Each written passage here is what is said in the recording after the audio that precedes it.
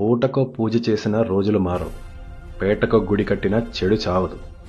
ధర్మం దీపం పెట్టే లోపల అధర్మం ఒంటికాల మీద తపస్సే చేస్తోంది. విజయం ప్రయత్నాన్ని వరిస్తుంది. అది మంచికైనా చెడుకైనా ఏది బలంగా ఉంటే అది గెలుస్తుంది. రాముడిల్లో రాయి సిరితే రావణుడు చావలా. రక్తపు మడుగులో రాత్రింపగళ్ళ రణంలో పోయాడు. రెండో చెంప చూపితేనో తెల్ల రుమాలు ఊపితేనో స్వాతంత్రం రాలేదు. గెలుపు అంత తేలిక?